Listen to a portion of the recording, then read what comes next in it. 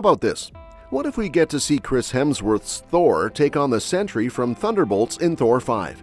Even more interesting are Hemsworth's thoughts on shifting the tone for the film. He's onto something about changing Thor's vibe, but he also points out another issue. Here's the scoop on everything we know about the upcoming Thor 5. Imagine Thor 5 as the perfect darker chapter in Thor's story within the MCU. Chris Hemsworth holds the record for the most solo films in the MCU, with 4 Thor movies under his belt. His latest outing in Thor: Love and Thunder sparked mixed reactions. The film leaned heavily into director Taika Waititi's comedic style, which overshadowed the more serious and emotional storylines involving Natalie Portman's Jane Foster and Christian Bale's Gore the God Butcher. Fans are now hoping for a more serious approach in Thor 5, and some new MCU artwork hints at how that might unfold, especially with the introduction of Sentry's darker side, known as the Void. Although Sentry hasn't appeared in the franchise yet, he's almost confirmed to make his debut next year in Thunderbolts. It's expected that Lewis Pullman's character, Bob, will actually be Robert Reynolds, aka Sentry. The first trailer for Thunderbolts teased this, showing bullets bouncing off Bob and giving a glimpse of Sentry's iconic belt. While Secret Invasion on Disney Plus didn't hit the mark, its ending set the stage for a possible adaptation of the Marvel Comics storyline Siege. In the finale, the President declares war on all aliens on Earth, and rogue extermination groups are shown hunting down Skrulls. With Asgardians now residing in New Asgard on Earth, they could face persecution. In the comics, Siege features Norman Osborn and others attacking Asgard when it was located in the US. Even though Willem Dafoe's Green Goblin has been sent back to his universe, Secret Invasion has opened up a different kind of Siege event for the MCU, potentially involving attacks on New Asgard. Sentry's ties to Thunderbolts makes the Siege storyline an even more likely plot for Thor 5. In the comics, Sentry is the first character to assault Asgard during this event, serving as Osborn's most powerful weapon. In the MCU, Contessa Valentina Allegra de Fontaine, who assembles the Thunderbolts, could take Osborn's place and control Sentry, leading to a recreation of Siege in Thor 5. This storyline would be a fantastic way to bring Thor back to a more serious tone without the film feeling dull, as some felt Thor: The Dark World did. Given the timing of Sentry's MCU debut and Valentina's connection to the Thunderbolts, it's likely we'll see Sentry go head-to-head with Thor. The character's dark side, the Void, poses a real threat. In the comics, he was responsible for the deaths of millions, making him a terrifying villain for the upcoming film.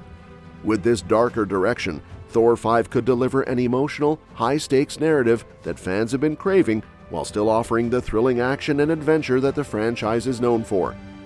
For those who might not be in the loop about Chris Hemsworth's thoughts on changing Thor's tone, let's dive right in.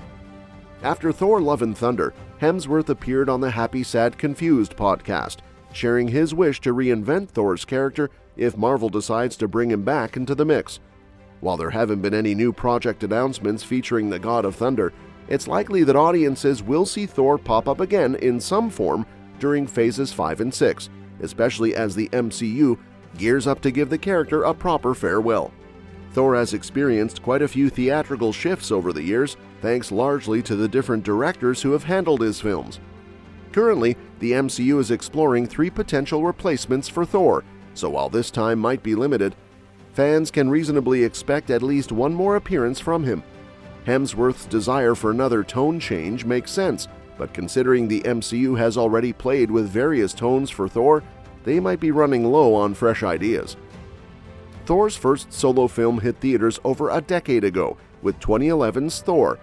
The initial 2 movies had a dramatic, almost Shakespearean vibe, portraying him as a serious character who embodied the traditional superhero mold. However, that changed dramatically in Thor: Ragnarok, which introduced a goofy tone while still managing to tackle more serious plot points. This balance continued into Avengers: Infinity War.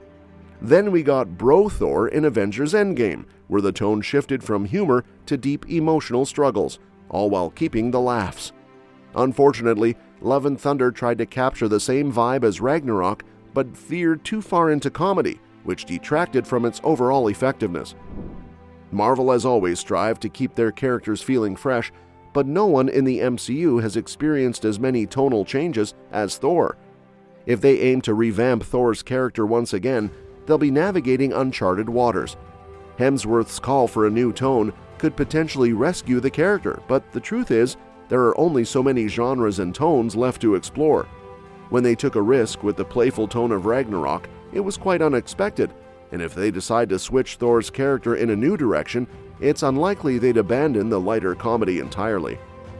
Even though nothing has been officially announced yet, a fifth Thor movie seems likely, given the character's status as an original Avenger and the hints dropped at the end of Love and Thunder. The film included some darker moments, particularly when Gorr the God Butcher trapped Thor and his allies in the Shadow Realm.